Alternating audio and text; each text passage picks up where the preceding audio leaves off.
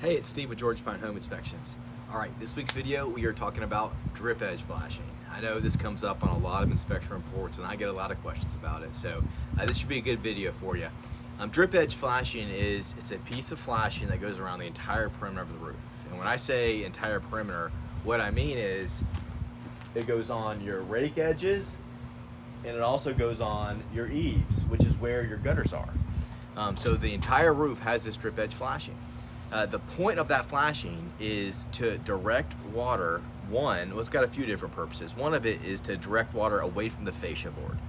That's that flat board. So it directs water away from the fascia, and that helps from preventing that fascia board from rotting out.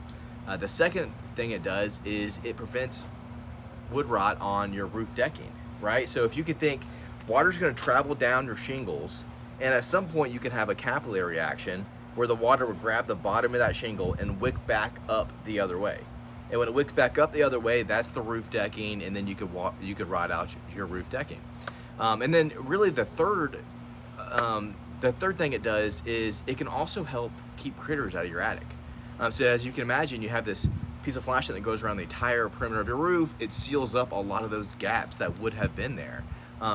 So it's really important. I will say it became a building requirement.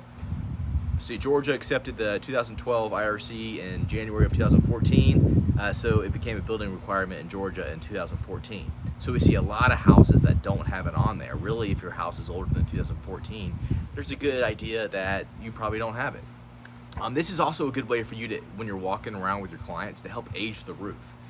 You could simply take a look, see if it's got the drip edge flashing. If it doesn't, there's a good chance it's older than 2014. That can give you an idea of how old the roof is. But I will say, oftentimes we come across newer roofs that don't have it. Brand new construction, we see it all the time, that doesn't have it. And this is one of those things that you can easily see just by standing on the driveway. So I'm just gonna use my laser pointer here. And so you won't be able to see the gutter, but you will be able to see the fascia board.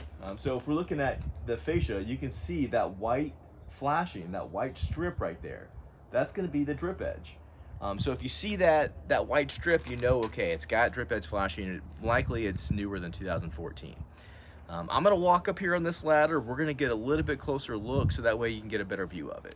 Okay, we are up on top of the ladder. We're gonna get you a better look at what that drip edge looks like so that way you can identify it just by standing on the driveway for that next house that you're going to show.